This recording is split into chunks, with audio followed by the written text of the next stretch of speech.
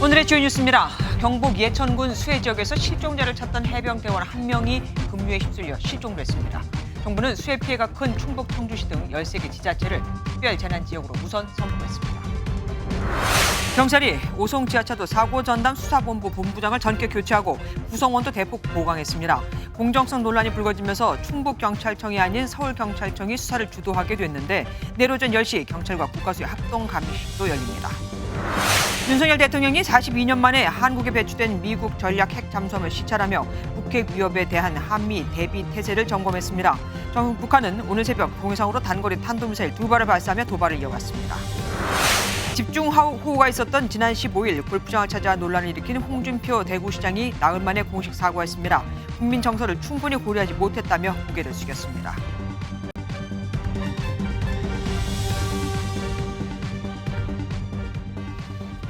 오늘 여기저기서 해가 떴지만 우리 마음은 밝지 못했습니다. 산사태로 큰 피해가 난 경북 예천에서 오늘 또 실종자 2명이 발견됐거든요. 이제 남은 실종자는 3명. 여기저기 비 때문에 난리인데 정작 마실 물은 없는 아이러니 속에 그럼에도 복구에 나서보지만 별로 건질 건 없습니다. 심우영 기자가 먼저 현장에 다녀왔습니다. 토사와 바위, 나무가 양옆으로 쌓인 마을.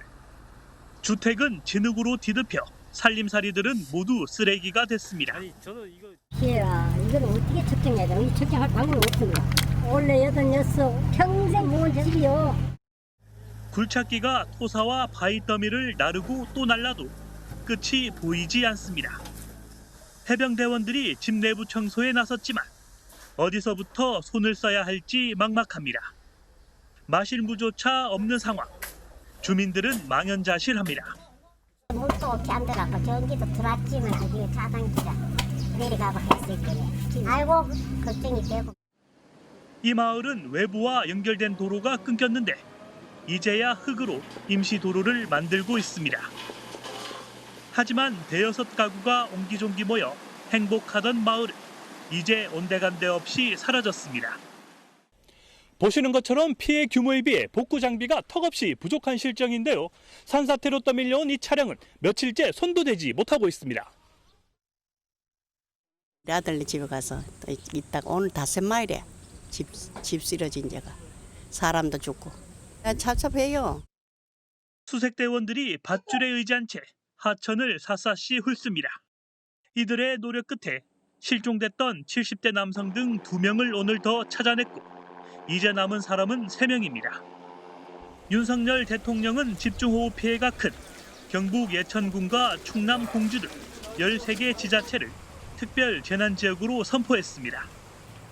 피해 조사를 마무리하는 대로 특별재난지역을 추가할 계획입니다. MBN 뉴스 심우영입니다. 재난이 재난을 낳은 걸까요? 실종자 수색에 투입된 해병대원이 급류에 휩쓸려 실종됐습니다. 딛고 서 있던 바닥에 내려앉으며 빠진 건데 아직도 찾지 못하고 있습니다. 이 대원의 어머니는 그 위험 지역에 어떻게 구명조끼조차 입히지 않고 보냈냐고 사지로 내몬 게 아니냐며 오열했습니다. 정치훈 기자입니다. 황토빛으로 변한 강물 속에 해병대원이 일렬로 길게 늘어서 있습니다. 의지할 건 강가에서 늘어뜨린 밧줄뿐입니다. 해병대원들은 허리춤을 넘어 가슴 높이까지 올라온 물속에서 수색을 벌입니다. 이러던 중 갑자기 바닥에 내려앉으면서 장병 3명이 물에 빠졌고 2명은 헤엄쳐 나왔지만 남은 1명이 실종됐습니다. 실종된 대원은 해병대 1사단 포병대대 소속 일병입니다. 실종 소식을 듣고 사고 현장을 찾은 부모는 오열했습니다.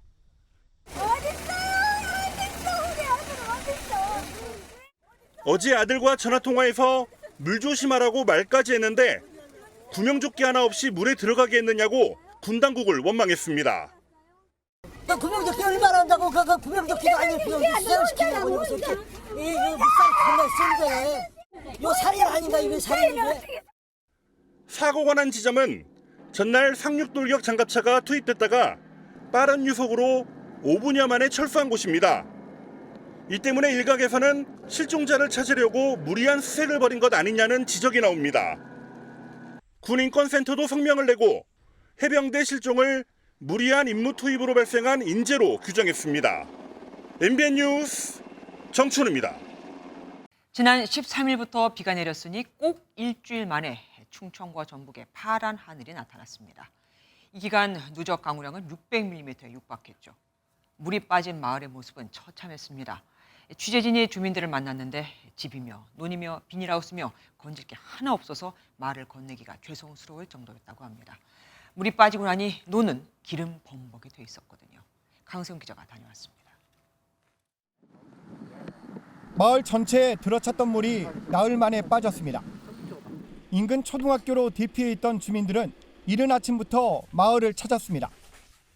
군부대 장병과 지자체 공무원들도 복구 작업에 힘을 보탰습니다. 하지만 가재도구며 창고에 있던 농작물까지 집안을 아무리 둘러봐도 건질 게 하나 없습니다. 당장 집에 들어도 못하고 그래서 어떻게 할 저기가 없어서 그냥 한숨만 나오고. 농경지는 기름에 범벅이 됐고 벼잎은 하얗게 썩었습니다. 농사가 전부였던 주민은 가슴이 무너집니다. 포기해야죠. 이거 포기해야지. 농사 져갖고 다 포기하고 다 틀렸어. 상추를 재배하는 하우스인데요. 역한 기름 냄새가 진동합니다. 바닥은 온통 진흙밭으로 변했고요. 상추는 형체를 알아볼 수 없습니다. 농민은 복구를 끝마쳐도 걱정입니다. 앞으로가 문제예요. 기름 때문에 가을 농사를 지었는데 될라나를 모르겠어요. 하우스를 가득 채웠던 수박은 상당수가 물에 쓸려 나갔습니다. 남은 건 내다 팔 수도 없습니다. 농민은 복구 작업을 포기했습니다. 여름 대목인데 수박이 너무 장마가 많이 와갖고 다 물이 잠겨서 어쩔 수 없이 지금 이렇게 있고 있습니다. 이 마을에서 피해를 본 하우스는 6,500동에 달하고 주택은 90채가 넘습니다. 주민들이 앞으로 살아갈 의욕마저 잃지 않도록 지원의 손길이 절실합니다. MBN 뉴스 강세훈입니다. 14명이 숨진 충북 오송 지하차도 사고 현장에 대한 합동 감식은 내일 오전에 진행됩니다. 우선은 지하차도 설계 등을 집중적으로 살펴볼 거라고 하네요. 사고 원인을 밝히기 위해 침수 차량에 달린 블랙박스와 CCTV 영상을 확보하는 등 경찰의 수사도 속도를 내고 있습니다. 김영현 기자가 보도합니다. 14명의 목숨을 앗아간 청주 오송 지하차도입니다. 모래 주머니를 실은 트럭에 이어 살수차가 줄줄이 들어갑니다. 참사가 발생한 지하차도는 지금도 이렇게 통제된 모습인데요. 내부에서는 진흙을 제거하는 작업이 한창입니다. 경찰은 내일 오전 10시 국립과학수사연구원과 함께 합동 감식을 벌일 예정입니다. 감식에서는 사고 당시 물이 차오르는 속도 등을 확인해 배수 펌프와 배수로가 제대로 작동했는지를 살펴볼 계획입니다. 또 미호강 제방과 관련해 원료 붕괴 원인을 밝히기 위해 3D 스캔으로 현장을 재구성하기로 했습니다. 구조적 결함, 그다음에 이게 높이가 적정했는지, 자연 제방 있잖아요. 그걸 배설하고 만든 거잖아요. 그러니까 이제 그게 구조적으로 이제 적정한지 그런 걸 살펴보는 겁니다. 경찰 수사도 속도를 내고 있습니다. 전담 수사본부는 생존자와 목격자, 마을 주민 등을 조사했고 침수 차량에 달린 블랙박스와 지하차도 CCTV 영상을 확보해 살펴보고 있습니다. 충북도와 청주시가 차량 통제를 하지 않은 이유도 집중적으로 살펴볼 방침입니다. 임시 제방이나 지하차도 배수 펌프 등이 규정대로 설치됐는지도 조사 대상입니다. 경찰은 자료 제출에 응하지 않으면 압수수색에 나설 것으로 보입니다. MBN 뉴스 김영현입니다. 어제 MBN이 오송 궁평 2 지하차도 참사와 관련해 행복도시건설청 공사 감리단장의 112 신고 내용을 단독 보도한 이후 행복청과 충북경찰청 사이에 미묘한 긴장이 흐르고 있습니다. 행복청은 거 봐라, 우리는 범람 전에 관계 당국에 신고를 했다는 점을 강조하고 있고 충북경찰청은 행복청이 맡은 임시제방 건설 자체가 잘못됐다는 쪽으로 들여다보고 있거든요. 서로에게 더 책임이 있다고 주장하는 셈입니다. 이경 기자가 보도합니다. 긴급신고 112입니다. 류천 있는 데인데요. 국토376호선. 거기에 제방이 물이 넘치기 시작했거든요. 궁평 지하철 침수 우려가 있거든요. 궁평 지하차도 통제를 해야 될 것 같거든요. 중평 지하차도도 하단 통제가 필요하다. 예, 알겠습니다. 감사합니다. 미호천 교량 확장 공사 감리단장이 지하차도 침수 사고 발생 전 2차례나 경찰에 신고했지만 경찰은 별다른 조치를 하지 않았습니다. 비판이 거세지고 있지만 경찰은 이에 대한 해명보다는 임시제방의 부실 가능성에 수사력을 집중하는 모양새입니다. 충북경찰청 전담수사본부는 전 마을 이장과 주민 등 미호천교 제방공사 목격자들을 참고인 신분으로 불러 조사했는데 이들은 부실한 임시제방이 사고 원인이라고 줄곧 지적해왔습니다. 위에서 보니까 지금 그 뚝 위하고 물 수면하고 한 30cm 차이밖에 안 돼 보여.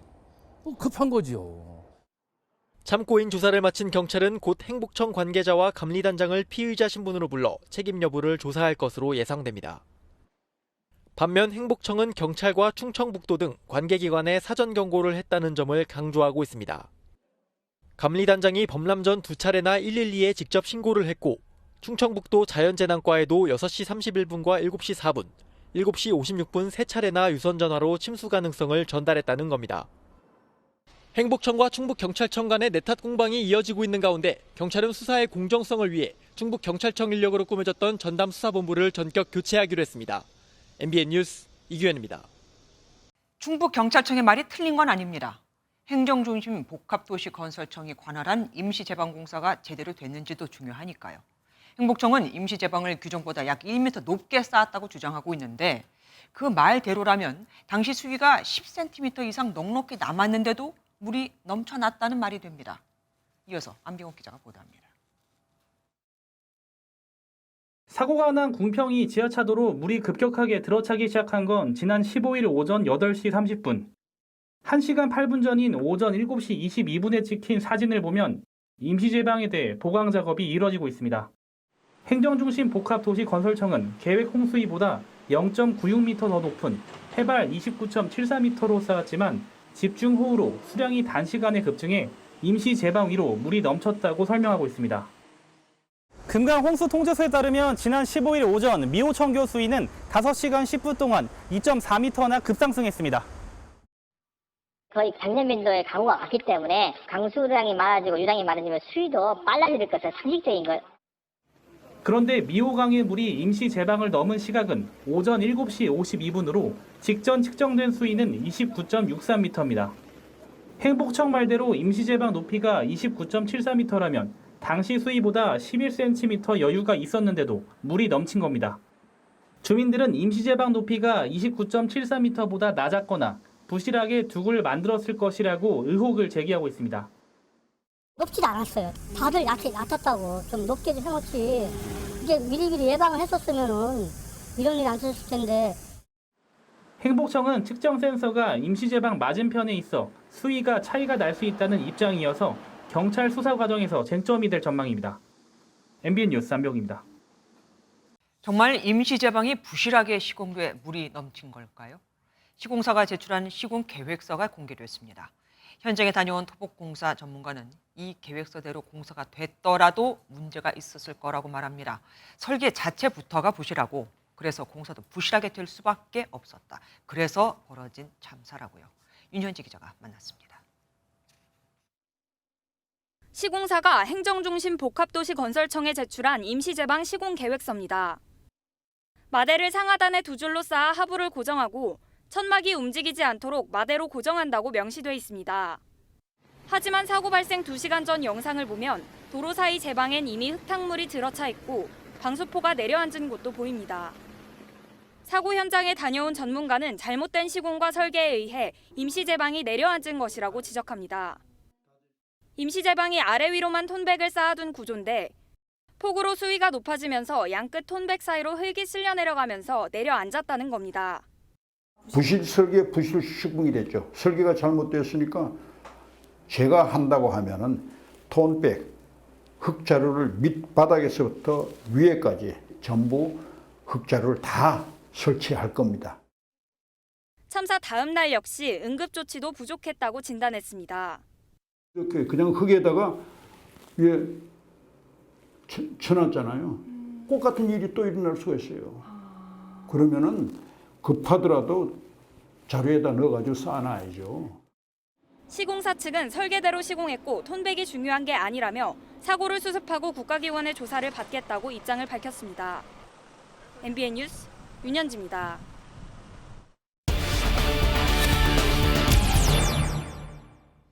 제방 보강 공사 관련해 진실 공방이 이뤄지고 있죠. 이혁재 기자와 더 얘기 나눠보겠습니다. 이 기자, 지금 저희 보도대로라면 행복청이 좀 수세에 몰린 것 같습니다. 그래서인지 이런 말을 했어요. 수위 측정 센서가 임시 제방 맞은편에 있어서 임시 제방 쪽 수요는 차이가 날 수 있다. 정확하게 무슨 말입니까? 예, 행복청은 수위 측정 센서가 부착된 위치가 임시 제방과 거리 차이가 있다는 설명인데요. 네. 보시면 센서는 미호천을 지나는 다리 밑에 붙어 있는데 임시 제방과 거리가 있습니다. 금강 홍수통제소에선 이 거리를 60m 정도로 설명하고 있는데요. 저희 취재진이 해당 센서를 부착한 시공사와 직접 통화해보니 행복청 주장과는 말이 달랐습니다. 수위센터는 그대로 이 레이더를 쏴서 물 표면에다 레이더를 쏴서 물이 오르고 내려가는 만큼만 이렇게 측정을 하기 때문에 장비가 고장나지 않는 이상은 오차가 없습니다, 거의. 전문가들은 수위 차이가 크지 않을 거라는 의견이어서 행복청 입장에 대한 논란은 쉽게 가시지 않을 전망입니다. 그리고 아까도 뭐 전문가가 얘기했지만 톤백, 그러니까 왜 흙포대자루라고 하죠. 이걸로 임시 제방을 보강 공사했다. 그런데 주민들은 사고 당시에는 없었다. 이게 지금 설왕설래하고 있습니다. 예, 톤백은 일단 임시 제방을 천막으로 덮고 그 위에 흙주머니를 쌓아 더 단단히 고정하는 작업이라고 보시면 되겠는데요. 시공사가 작성한 시공 설계서에도 분명 이 톤백 작업이 들어가 있었고요. 문제는 이 톤백이 제방이 무너질 때는 없었다라는 주장이 제기된 건데요. 해당 시공사 측에 확인을 해보니 현장에선 분명 톤백을 시공했다고 전달받았다는 답변을 받았습니다. 정확한 사실관계는 수사를 통해 밝혀져야 할 것으로 보입니다. 그리고 현장에 가본 전문가 아까 말 들어봤잖아요. 부실 설계에 부실 시공 문제 삼았는데 사실 임시 제방 건설 같은 거는 이런 장마 처리하면 안 되는 거 아닙니까? 그리고 행복청이나 건설사는 다리 공사 때문에 제방을 깎았다가 그러니까 장마 전에 보강 공사를 못한 건지 아니면 제대로 안 한 건지 이게 또 문제가 있을 수 있다고 말을 합니다. 예, 날짜를 먼저 살펴보면 공사 기간은 6월 29일부터 7월 7일까지였는데요. 지난 15일 홍수 경보가 내린 날에도 작업이 이루어졌다는 이야기가 나오면서 정확한 시기는 수사 결과를 기다려야 할 것으로 보입니다. 전문가들은 현장을 봤을 때 왜 하필 장마 기간에 공사를 했는지 의문이라며 입을 모으는 상황인데요. 비 때문에 제대로 공사가 될 리 없어 일찌감치 마무리해놨어야 한다는 지적이 나옵니다. 재난에 대한 불감증으로 판단을 한 건데 행복청이나 지자체, 건설사 등 총체적 책임이 있다는 주장입니다. 누구 하나라도 하면 안 된다고 얘기를 했었어야 하는데 그런 과정이 없었다. 그리고 충북청 수사가 믿었지 못한다면서 서울청이 지금 이 수사 지휘권을 가져갔습니다. 그러면 수사가 어떻게 전개될까요? 예, 저희 MBN 단독 보도로 수사본부 교체 사실이 먼저 알려졌죠. 오송 사고와 관련해 현지 경찰이 112 신고와 교통통제에 소극적으로 대응했다는 비판이 쏟아지며 국무조정실이 감찰하겠다고 밝히자 전격 수사팀을 교체한 것으로 보입니다. 아무래도 충북청이 관할 경찰청이기 때문에 공정한 수사가 되지 못할 것이란 부담이 작용한 건데요. 수사본부장이 김병찬 서울청 광역수사단장으로 교체되고 강력범죄수사대와 반부패수사대 등 50명 이상이 추가 투입됩니다.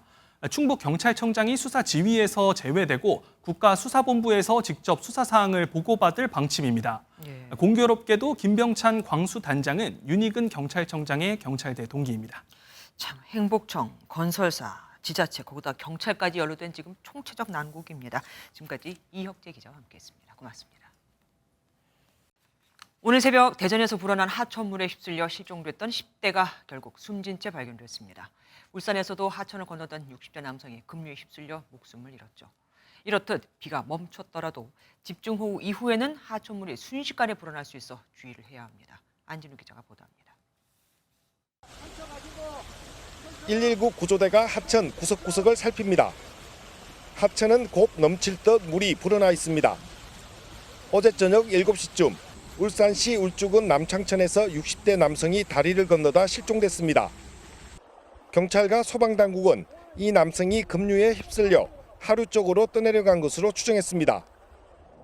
실종된 남성은 오늘 오후 300여 미터 떨어진 곳에서 숨진 채 발견됐습니다. 이곳 부산에서도 지난 11일 불어난 하천물에 60대 여성이 휩쓸려 실종됐는데 아직 찾지 못하고 있습니다. 바다 가덕도 있는 쪽까지 넓혀서 바다랑 강이랑 한악동강이랑 그렇게 수색하고 있습니다. 드론 가지고 공중 수색하고. 하천변에 소방차가 줄지어 서 있습니다. 오늘 새벽 0시 50분쯤 대전시 대덕구 대전천에서 10대 학생이 물에 휩쓸렸다는 신고가 접수됐습니다. 4시간여 동안의 수색 끝에 실종된 10대는 심정지 상태로 발견됐지만 끝내 숨졌습니다. 소방당국은 집중호흡된 강이나 하천물이 순식간에 불어날 수 있어 접근하지 말라고 당부했습니다. MBN 뉴스 안진우입니다. 비가 멈췄더라도 조심해야 할 건 또 있습니다. 바로 산사태입니다. 땅이 많은 물을 머금고 있는 상태여서 언제 어디서 어떻게 무너져도 이상하지 않거든요. 어제 대구에선 이런 토사가 학교 건물을 덮치기도 했습니다. 박상호 기자가 보도합니다. 거대한 바위와 토사가 학교 체육관 벽면을 뚫고 들어왔습니다. 바로 옆 식당도 아수라장이 됐습니다. 대구 와룡산 자락에서 산사태가 나 밀려 내려온 흙더미가 고등학교 건물을 덮쳤습니다. 다행히 인명피해는 없었지만 추가 붕괴를 우려해 학교 건물마다 통제선이 쳐졌습니다.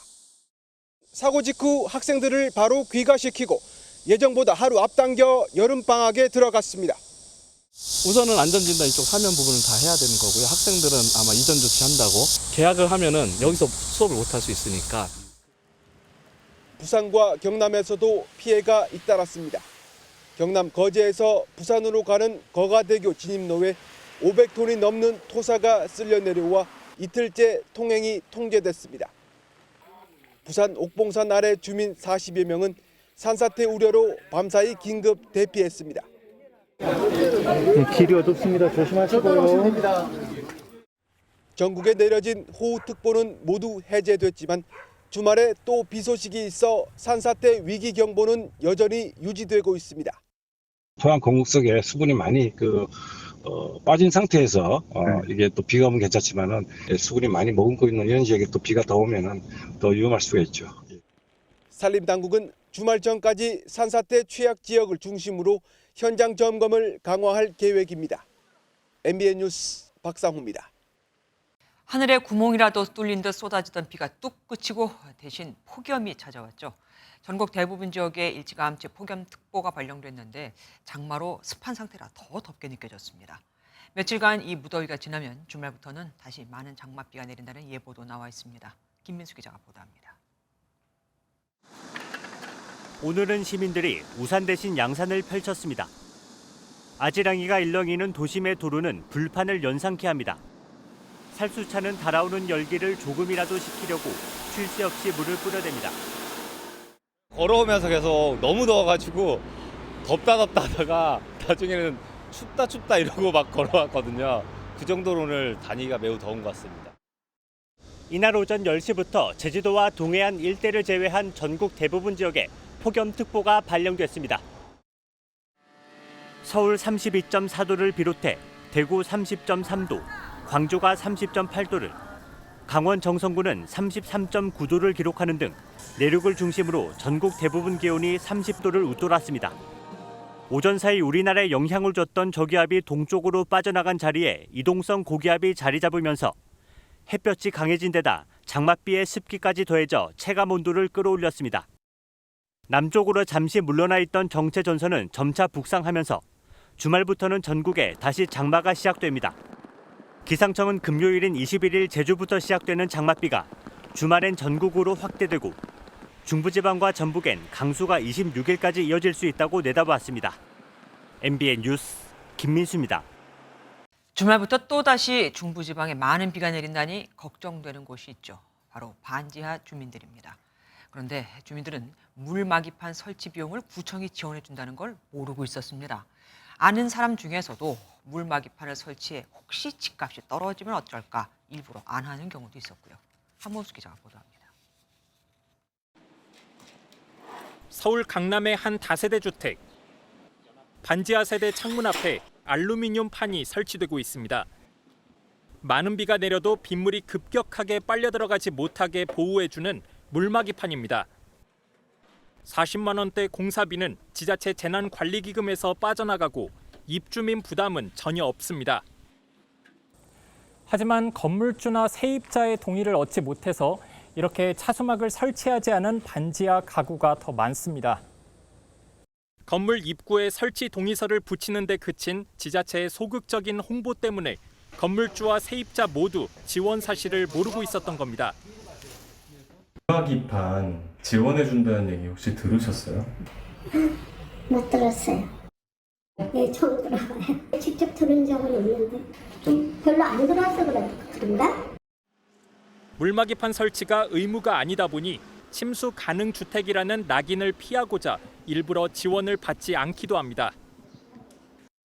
안 하면 법에 저축이 된다 하면은 당연히 해야 되죠. 근데 뭐 이거는 이제 사는 사람의 이제 그 필요에 따라서 판단에 따라서 결정하는 거기 때문에. 서울 강남구만 봐도 설치 가구는 1,400여 곳으로 전체 26%에 불과했습니다. 뒤늦게 이런 사실이 알려지자 구청 측은 반지하 주민들에 대한 문자 알림 서비스를 확충하고 차수막 설치를 설득해 나가기로 했습니다. MBN 뉴스 한범수입니다. 홍준표 대구시장이 수해 중 골프를 친 것에 대해 결국 사과했습니다. 내일 징계 여부를 논의할 당 윤리위원회를 앞두고 내가 의리 아니냐며 고개를 숙인 건데 이미 과거 다른 의원이 비슷한 일로 제명된 일도 있었죠. 국민의힘 내에서도 만시지탄, 그러니까 때를 놓친 사과가 아니냐는 아쉬움의 목소리가 나왔습니다. 안병수 기자입니다. 지난 15일 집중호우 기간에 골프를 친 사실이 드러났지만 당당했던 홍준표 대구시장. 터집 하나 잡았다고 그래 벌떼처럼 덤빈다. 그런다고 해서 내가 무슨 거기 기죽고 잘못했다 그럴 사람입니까? 당 차원에서 진상조사가 시작되고 여론이 악화하자 나흘 만에 기자회견을 자청했습니다. 수해로 상처 입은 국민과 당원 동지 여러분들에게 진심으로 사과드리고 심려를 끼쳐드린 점에 대해서 다시 한번 사과 말씀드립니다. 재난대응 매뉴얼을 어기지 않았다는 입장에는 변함이 없었지만 국민 정서를 고려하지 못했다는 건 인정했습니다. 야당은 비판을 이어갔습니다. 대구시장은 이 와중에 골프를 치러 가서 내가 뭘 잘못했는데 라며 떼를 쓰고 있습니다. 뒤늦은 사과에 여당 내부 반응도 싸늘합니다. 만시지탄의 느낌이 듭니다. 우리 당에는 과거에 자연재해가 일어나는 와중에 골프 등으로 인한 무리를 빚었을 때는 엄중히 대응했다. 과거 홍문종 전 새누리당 의원이 수해 골프로 제명된 바 있고 실제 당 윤리 강령에는 재난 상황에서 골프 금지가 명확히 규정돼 있습니다. 국민의힘 중앙윤리위는 내일 오후 홍 시장의 징계 절차 개시 여부를 논의합니다. 홍 시장의 사과가 참작은 되겠지만 징계 수순에 돌입할 거란 전망이 나옵니다. MBN 뉴스 안병수입니다. 어제 우리를 놀래킨 뉴스가 있었죠. 주한미군이 월북한 사건이요. 징계를 받고 있던 미군 장병이 고의로 무단 월북한 건데 미국 정부도 이를 인정했습니다. 한국에서 문제가 있던 장병으로 이미 47일 동안 구금됐던 상태에서 풀려나 미국으로 가야 하는데 미국이 아닌 북한으로 가버린 겁니다. 미국은 국방부를 중심으로 북한 관리와 접촉하고 있는 것으로 알려졌습니다. 워싱턴에서 최종락 특파원입니다. 로이드 오스틴 미 국방장관은 미군 장병의 월북으로 북한 관리들과 접촉하고 있다고 공식 확인했습니다. But what we do know is that one of our service members who was on a tour willfully and without authorization crossed the military demarcation line. We believe that he is in the BRK custody. 월북이 안보에 미칠 영향에 대해서는 장병의 안녕을 가장 걱정하고 있다며 사건 해결에 집중하고 있다는 뜻을 밝혔습니다. 백악관도 면밀히 주시하고 있으며 바이든 대통령이 상황을 보고받고 있다고 설명했습니다.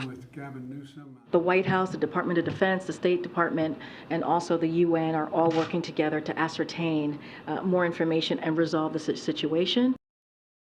바이든 대통령과 윤석열 대통령의 정상통화 여부에 대해서는 남한이든 북한이든 어느 쪽과도 대통령의 통화와 관련해 공개할 내용이 없다고 말했습니다. 미국 언론은 월북한 군인은 트래비스 킹 이등병이며 징계를 위해 미국으로 이동하는 과정에 있었다고 보도했습니다. 당시 상황에 대해선 월북 미군 장병이 갑자기 큰 소리로 웃으며 공동경비 구역 내 건물 사이로 뛰어간 것으로 전해졌습니다. 어느 때보다 한반도 긴장이 높아진 상황에서 미군의 월북으로 이뤄진 북미 간의 대화가 어떤 영향을 미칠지에도 관심이 쏠립니다. 워싱턴에서 MBN 뉴스 최중락입니다. 미군의 월북에 북한은 아직 잠잠합니다. 정확한 월북 동기를 조사하고 있을 텐데 징계를 받던 군인이라 위험 인물로 봐 추방해주면 좋겠지만 이후 체제 선전에 동원될 가능성도 크죠. 석방을 위한 물밑 접촉이 북미 대화로 이어질 것인가도 관심입니다. 김태희 기자입니다. 1962년 휴전선을 통해 월북했던 제임스 드레스노. 이후 북한 정권의 선전 영화 이름 없는 영웅들 20부작의 악역으로 등장하며 유명세를 탔습니다. 이번에 월북한 트래비스 킹도 월북 동기와 관계없이 자진 월북했다는 사실만으로 체제 선전에 활용될 수 있습니다. 아직 북한은 공식적인 반응을 내놓지 않고 있습니다. 전문가들은 북한이 해당 미군의 신원 조사를 하고 있을 것으로 보고 있습니다. 조사를 마친 뒤 추방할지 말지는 좀 더 지켜봐야 합니다. 북한이 해당 병사를 대미 협상 카드로 사용할 수도 있습니다. 북한이 이 사람을 활용해서 미국 간의 대화의 단초를 마련하거나 아니면 미국한테 요구를 해올 그럴 가능성은. 과거 미국인이 억류됐을 때 클린턴 전 대통령이 방북했고 폼페이오 국무부 장관은 김정은 위원장을 만나 결국 한국계 미국인 3명을 석방하는 데 성공하기도 했습니다. 북한 김여정 노동당 부부장이 며칠 전 담화에서 미국과의 대화 의사를 내비친 만큼 북한이 이번 사건을 미국과의 대화 창구로 활용할 가능성이 큽니다. MBN 뉴스 김태희입니다. 탈북도 아니고 월북을 했다. 민간인도 아니고 미군이 말이죠. 충격적이면서도 황당하기까지 한 이번 월북 사건, 외교안보팀 출입하는 신재우 기자와 함께 더 구체적으로 알아보겠습니다. 신 기자, 트래비스 킹 이병은 당초 징계 때문에 미국으로 가야 했다고 아까 전해드렸습니다. 이유가 뭡니까? 네, 월북한 킹 이병은 지난해 10월 서울 마포구에서 폭행을 저질렀습니다. 네. 현장에 출동한 경찰이 인적사항을 묻자 이에 답하진 않고 우리나라와 우리나라군을 영어로 욕하며 순찰차 문을 여러 차례 걷어찼는데요. 네. 공용 물건 손상 등의 혐의로 재판에 넘겨졌고 올해 2월 벌금 500만 원을 선고받았습니다. 네. 이를 문제 삼아 미 당국이 킹 이병을 송환해 추가 징계를 하려 했는데 이번 월북 사건이 터진 거죠.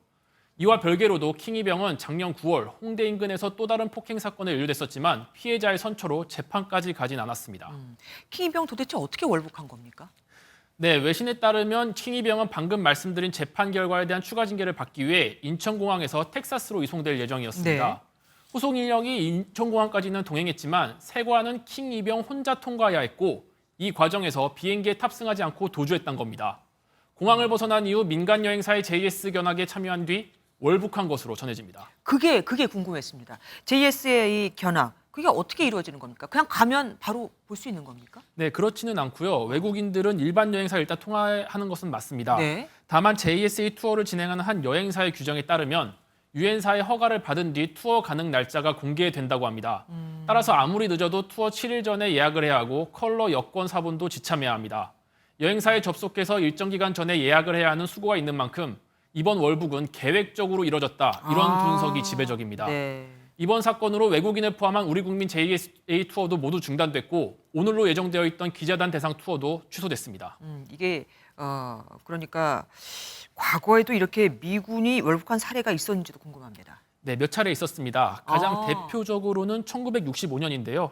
찰스 젠키스 하사는 DMZ에서 근무하다 베트남 전쟁 파병이 두려워 탈영해 북한으로 간 적이 있었고요. 네. 1982년에도 조셉 화이트 일병이 새벽 근무 교대 직후 M16 소총을 들고 군사 분계선을 넘기도 했습니다. 다만 이번 상황처럼 미군이 JSA를 견학하다 월북한 건 초유의 사태라고 볼 수 있습니다. 네, 알겠습니다. 지금까지 신재우 기자와 함께했습니다. 42년 만에 핵탄두를 싣고 우리나라에 온 미 전략 핵 잠수함에 윤석열 대통령이 탑승했습니다. 미국이 아닌 외국 정상으로는 처음인데 일부러 북한 보란 듯 공개한 거죠. 윤 대통령은 북한 핵엔 압도적으로 대응해야 한다고 강조했습니다. 황재영 기자입니다. 부산항에 정박된 길이 170m 잠수함에 켄터키라는 글자가 선명합니다. 성조기 아래 핵미사일 발사구 24개도 눈에 띕니다. 42년 만에 우리나라에 온 세계에서 가장 큰 핵추진 탄도 유도탄 잠수함 켄터키함입니다. 핵탄두 20여 기를 탑재한 SSBN으로 불리는 이 잠수함에 윤석열 대통령이 탑승했습니다. 전략자산의 정례적 전개를 통해 고도화되고 있는 북한의 핵, 미사일 위협에 압도적이고 결연히 대응해 나아갈 것입니다. 우리나라 대통령뿐만 아니라 미국이 아닌 외국 정상이 미 전략 핵잠수함에 탑승한 건 이번이 처음입니다. 김건희 여사도 참석한 이번 탑승에서 윤 대통령은 미사일 통제실과 저장고를 방문해 미측 설명을 들었고 경계 근무 중이던 승조원 150여 명을 격려했습니다. 핵미사일을 실은 잠수함에 탑승하며 한미가 합의한 핵무기 공동 기획의 의미를 다졌다는 분석입니다. As the most survivable leg of the U.S. triad, it is a key component of the U.S. extended deterrence commitment to the Republic of Korea. 윤 대통령은 이어 부산 해군작전 사령부도 방문해 진정한 평화는 한미 동맹의 강력한 힘으로 보장될 수 있다고 강조했습니다. MBN 뉴스 황재현입니다. 북한이 일주일 만에 또 탄도미사일을 쏘았습니다. 이례적으로 새벽에 2발을 기습 발사했는데 사정권이 550km, 동해가 아닌 남쪽으로 쏘았다면 미국 핵 잠수함이 기항해 있는 부산에, 그러니까 방금 전해드린 대통령이 탔던 바로 그 핵 잠수함이 있는 부산에 딱 닿았을 정도의 거리였죠. 참, 어제는 핵협의그룹 출범회의도 열렸죠. 대놓고 도발을 한 겁니다. 권영봉 기자가 보도합니다. 북한이 동해상으로 단거리 탄도미사일 2발을 발사한 건 오늘 새벽 3시 반쯤. 미 핵잠수함의 부산 입항이 공개된 지 10시간 만입니다. 평양 순안 일대에서 발사된 미사일은 약 16분 동안 각각 550여 킬로미터를 비행한 뒤 동해상에 탄착했습니다. 남쪽으로 발사하는 경우 부산까지 사정권에 들어갑니다. 최고 고도 약 50km로 일본의 배타적 경제수역 밖에 떨어졌고 변칙 궤도로 비행했을 가능성도 제기됩니다. 고체 연료 ICBM 화성 18형 발사 일주일 만의 탄도미사일 2발입니다. 북한의 연이은 탄도미사일 발사는 한반도는 물론 국제사회의 평화와 안정을 해치는 중대한 도발 행위로서 핵협의그룹 출범과 미 핵잠수함 부산 입항에 반발해 취약 시간인 새벽을 노려 발사한 것으로 보입니다. 북한이 얻고자 하는 것은 기습효과였는데 그 효과가 제대로 달성되지는 못하죠. 정보활동을 과거보다는 강화하고 있으니까. 대통령실은 안보 상황 점검 회의를 열었고 미 국무부도 미사일 발사를 규탄했습니다. 한미가 강력한 확장 억제 의지를 직접적으로 보여주자 북한이 이번 미사일 발사로 초조함과 다급함을 드러낸 것이란 분석이 나옵니다. MBN 뉴스 권용범입니다. 공직자, 일반인 가리지 않는 북한의 사이버 공격, 해킹은 알게 모르게 계속되고 있죠.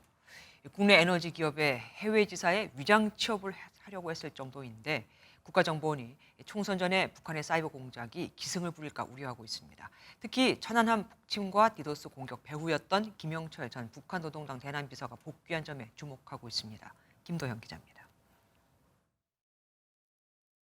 올 상반기 국내 시설을 겨냥한 해킹 공격은 하루 평균 무려 137만 건, 지난해보다 15% 늘었습니다. 해킹 주체로는 북한 연계 조직이 70%로 가장 많았고 중국과 러시아가 뒤를 이었습니다.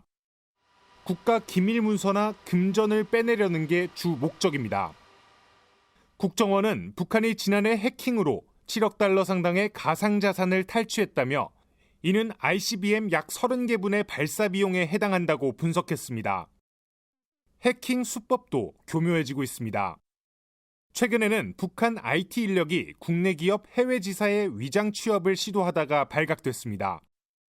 국정원은 내년 우리 총선과 미국 대선을 앞두고 북한이 사이버 공작을 본격화할 가능성이 있다고 밝혔습니다. 특히 천안함 폭침의 배후로 알려진 김영철 전 북한 노동당 대남비서를 주목하고 있습니다. 최근 통일전선부 고문 직책으로 일선에 복귀한 김영철은 과거 77 디도스 공격과 농협 전산망 해킹을 주도한 인물로 알려져 있습니다. 국정원은 유관기관과 AI 보안 관제 확대 보급은 물론 선거 보안을 강화하는 등 대응 체계를 갖추겠다고 밝혔습니다. MBN 뉴스 김도영입니다. 이재명 대표의 측근이자 쌍방울 불법 대북 송금 사건의 키맨으로 꼽히는 이화영 전 경기도 평화부지사가 최근 이 대표에게 쌍방울이 대신 북한으로 송금을 해줬다는 내용을 보고했다고 진술을 번복한 것으로 알려졌습니다. 그동안 이재명 대표는 대북 송금이 경기도와는 전혀 관련이 없다, 무관한 일이라고 주장해왔죠. 검찰이 제3자 뇌물죄로 곧 이 대표를 소환할 것으로 보입니다. 길기범 기자입니다. 쌍방울 그룹의 불법 대북 송금 사건에서 키맨으로 꼽히는 이화영 전 경기도 평화부지사. 검찰은 이 전 부지사가 대북 사업 등을 부상하며 이재명 당시 경기지사와 김성태 전 쌍방울 회장의 연결고리 역할을 한 것으로 보고 있습니다. 그래서 최초로 우리 경기도가 인도적 지원을 하기 위해서 식량 협조를 하기 위해서 북측을 접촉을 합니다. 좋은 전망이 예상되고 있어서 김 전 회장은 구속 이후 검찰 조사에서 북한 측에 보낸 300만 달러는 이 지사의 방북 비용이었다고 입을 열었지만 이 전 부지사가 대북 송금은 경기도와 무관하다고 모르쇠로 일관하면서 검찰 수사도 이 대표로 향하지 못하고 난항을 겪었습니다. 그런데 이 전 부지사가 최근 검찰 조사에서 쌍방울에 도지사 방북 추진 협조를 요청했고 관련 내용을 이 대표에게 보고했다고 진술하며 기존 입장을 뒤집은 것으로 알려졌습니다. 경기도 대북 사업에 관여한 두 사람의 진술이 일치하면서 조만간 이 대표에 대한 소환 조사도 이뤄질 것이란 분석이 나옵니다. 검찰은 쌍방울이 북한에 돈을 대납한 대가로 경기도의 대북 사업권을 약속받은 것으로 의심하고 이 대표에게 제3자 뇌물 혐의 적용을 검토 중입니다. 김 전 회장은 최근 재판에서도 쌍방울의 미래를 위해 승부를 본 것이고 유력 대권 후보였던 그분 때문에 돈을 보낸 것이라고 주장했습니다. MBN 뉴스 길기범입니다. 이화영 전 경기도 평화부지사가 진술을 뒤집기 시작했다는 소식에 정치권도 술렁거렸습니다. 당사자인 이재명 더불어민주당 대표는 검찰이 수사가 아닌 정치를 하고 있다고 비판했고 당도 불법적인 조작 수사라고 주장했죠. 반면 국민의힘은 이 대표를 향해 쌍방울 대북 송금 사건은 이 대표의 대선 프로젝트였다, 진실을 밝히라며 압박했습니다. 이병주 기자입니다. 수해 복구를 위한 추경 편성을 요구하며 경북 현장을 찾은 이재명 더불어민주당 대표. 대북 송금 사건과 관련한 이화영 전 부지사의 진술이 달라졌다는 질문에 짧지만 뼈 있는 한마디를 내놨습니다. 검찰이 수사를 해야 되는데 자꾸 정치를 하고 있는 것 같습니다. 민주당도 이 전 부지사의 배우자가 남편이 고문보다 극심한 심리적 압박을 받고 있다, 당이 진상을 밝혀달라는 취지의 자필 탄원서를 보내왔다며 이 대표 지원 사격에 나섰습니다. 탄원서의 내용이 사실이라면 검찰은 대통령 정적 제거를 위한 친위대 역할에만 몰두해 반인권적이고 불법적인 조작 수사를. 국민의힘은 쌍방울 대북 송금 사건은 이 대표의 대선 프로젝트였다거나 사실일 경우 제3자 뇌물죄에 해당한다며 파상 공세를 펼쳤습니다.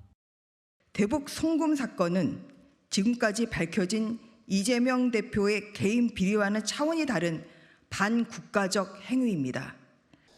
이 전 부지사의 진술 번복으로 검찰 수사가 새 국면을 맞았다는 분석이 나오면서 이재명 대표를 둘러싼 사법 리스크가 다시 한번 떠오를 가능성도 커졌습니다.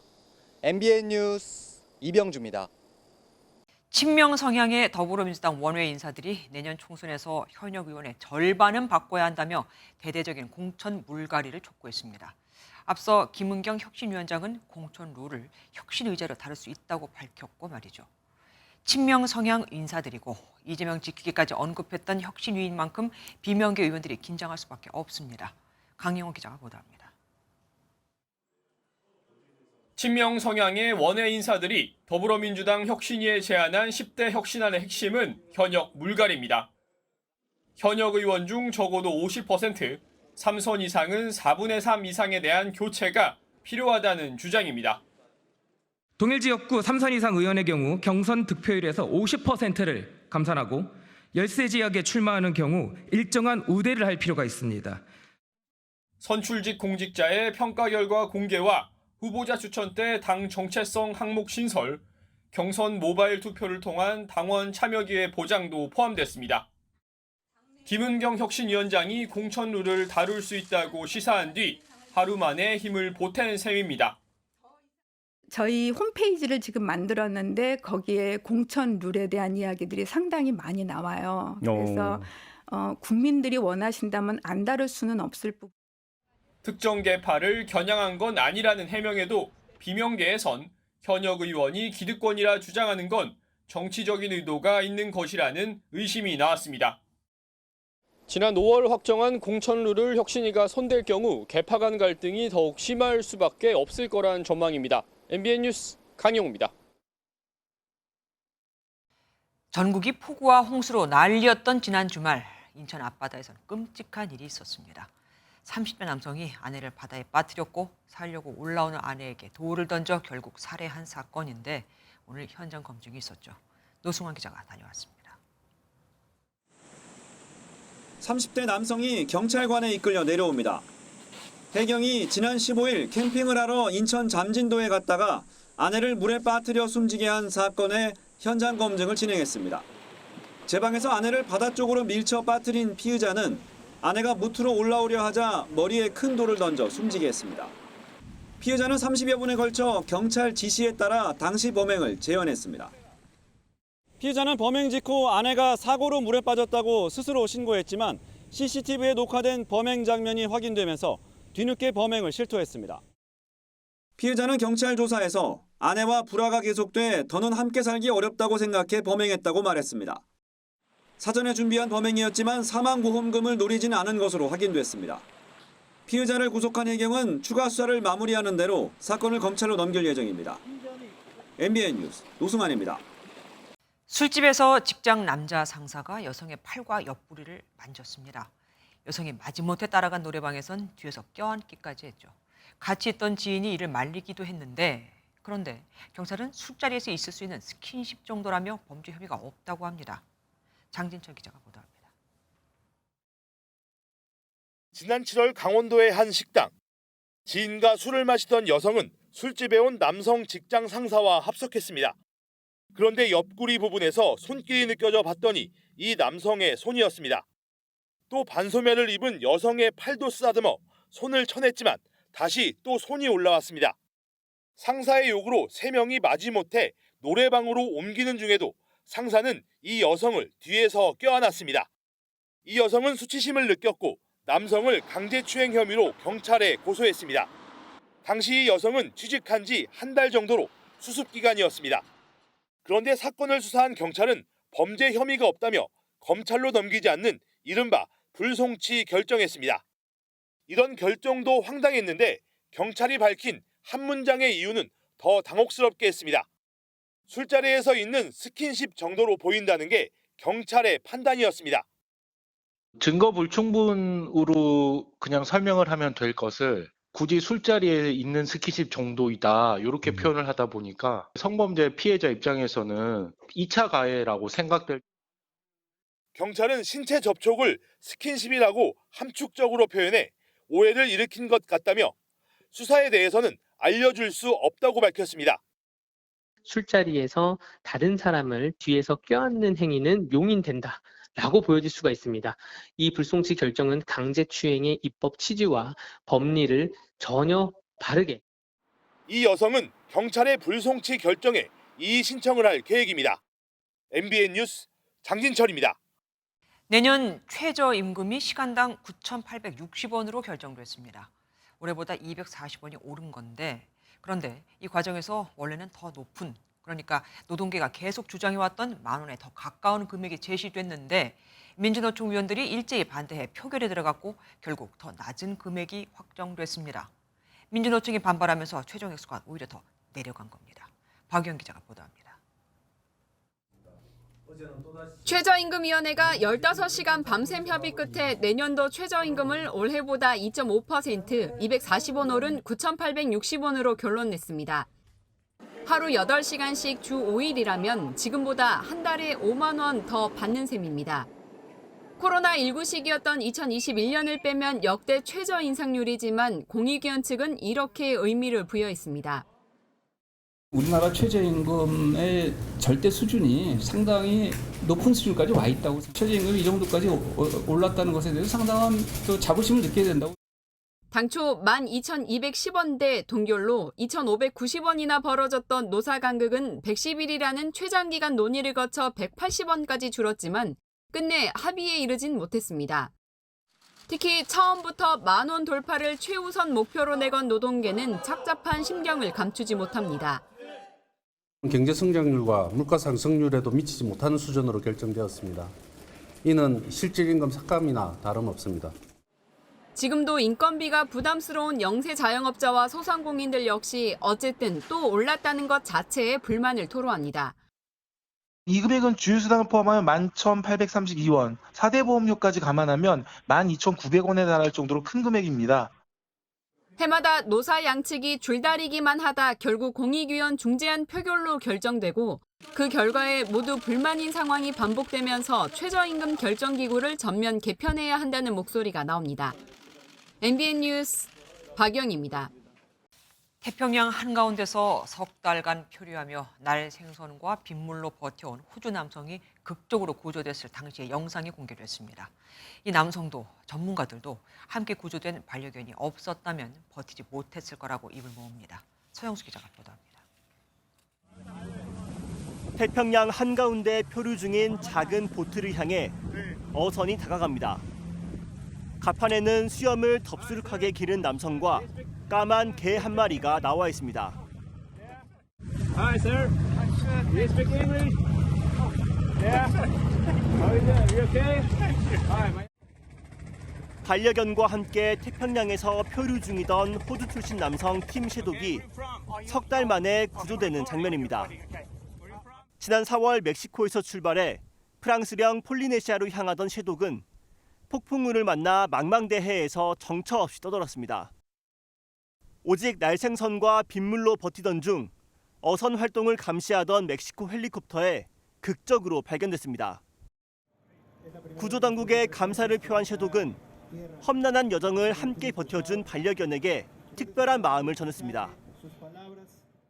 She's amazing. Like she's, I mean, yeah, that dog is something else, you know. I'm a bit biased, but yeah. 다행히 셰독과 반려견 모두 건강에 큰 이상이 없는 것으로 전해졌습니다. MBN 뉴스 서영수입니다.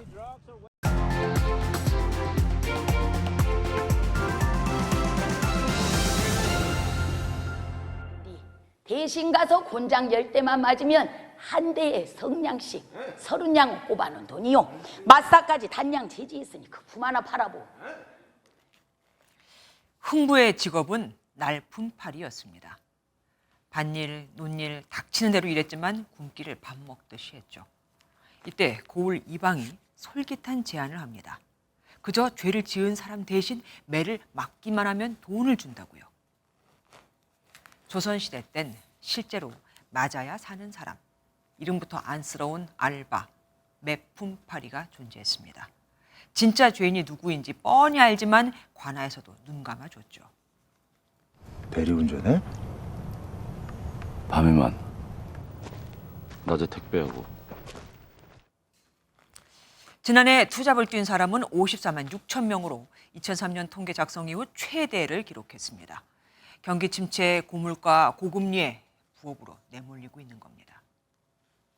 이렇게 먹고 사는 일은 예나 지금이나 참 어려운데 그렇지 않은 분들도 있습니다. 경제정의 실천시민연합이 서울시 의원과 구의원 523명을 분석했더니 30%인 159명이 겸직 보수가 있다고 신고를 했거든요. 이 중 겸직 보수 액수를 밝힌 건 126명. 신고 보수액은 모두 56억 5천여만 원으로 1인당 평균 4,488만 원 의정부 수준에 달했습니다. 그런데 이상하죠? 토지, 건물, 임대 채무를 보유한 의원은 181명입니다. 그런데 임대업 겸직을 신고한 의원은 28명뿐이라니요. 나머지는 뭐죠? 서울시만 그럴까요? 지방의회에서도 이해 충돌, 권한 남용 등의 숱하게 지적되고 있지만 겸직을 투명하게 공개하라는 규정을 정작 이들은 잘 모르나 봅니다. 아니 범인 잡으려고 치킨집 하는 겁니까? 아니면 치킨집 하려고 범인을 잡는 겁니까? 마약반 형사들이 잠복 수사를 위해 위장 창업한 통닭집이 대박이 나자 본질을 잃고 가게에 몰두하는 팀원들을 보면서 한 말입니다. 기초의원의 본질은 풀뿌리 민주주의 정착을 위해 천병 역할을 하라는 건데 자기들이 기본적인 규칙도 지키질 않다니요. 나는 의심받을 게 없다고요? 그럼 규정에 따라 투명하게 당당하게 공개하면 됩니다. 캥기는 게 있으니 숨기는 거 아니냐는 말이 왜 나오겠습니까? 김주아의 그런데 오늘은 어떤 게 본업인가? 였습니다.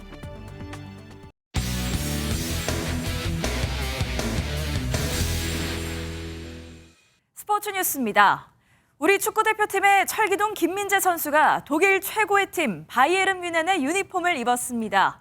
이적료만 715억 원으로 2015년 손흥민 선수의 3,000유로 기록을 넘는 아시아 역대 최고 몸값입니다. 최영규 기자입니다.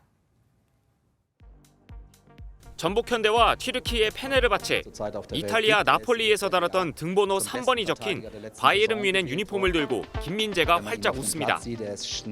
김민재 영입을 위해 뮌헨이 쓴 돈은 5천만 유로로 우리 돈 무려 715억 원. 2015년 손흥민을 뛰어넘는 아시아 역대 최고 이적료입니다. 거액의 이적료에 주로 현지에서 하는 메디컬 테스트를 의료진을 직접 보내 한국에서 할 정도로 영입에 최선을 다한 구단을 위해 김민재는 모든 대회 우승을 다짐했습니다. 모든 축구 선수들이 꿈꾸는 클럽이라 선택한 것 같습니다.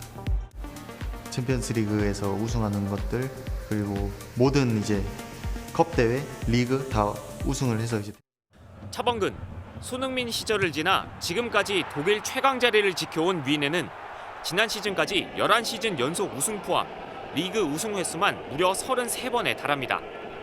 챔피언스리그 우승 트로피도 6번이나 들어올렸던 뮌헨은 김민재로 뒷문을 보강해 4년 만에 유럽 최정상에 다시 도전합니다.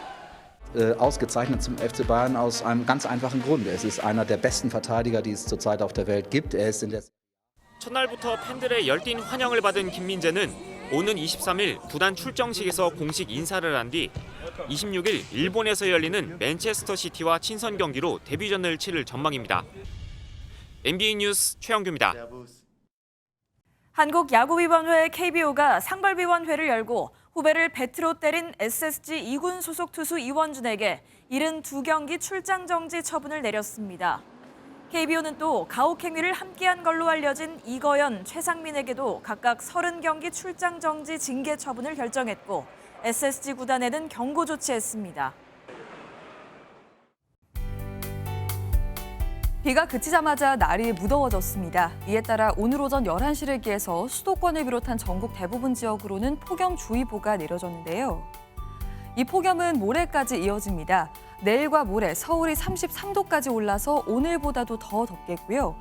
무엇보다 대기 중에 습기가 가득해서 더위 불쾌감이 심하겠습니다. 한편 내일도 곳곳으로는 소나기가 지납니다. 주로 강원과 남부 내륙이 되겠고요. 양은 적게는 5에서 많게는 40mm가 예상됩니다. 내일 전국에 구름 많은 가운데 전국적으로 자외선 지수가 매우 높겠습니다. 내일 중부지방은 서울과 춘천이 33도, 대전은 32도, 남부지방은 광주 32도, 대구 33도 등으로 오늘보다 많게는 5도가량 높겠습니다. 주말에는 다시 장맛비가 시작되겠고요. 이 비는 월요일까지 이어지겠습니다. 날씨였습니다. 안녕하세요. 김주하입니다. 공정하고 신속한 MBN 뉴스, 유튜브를 통해서도 만나보실 수 있습니다. 특히 더 많은 뉴스와 라이브를 보고 싶으시다면 오른쪽을 눌러서 구독하시면 됩니다. 어렵지 않죠?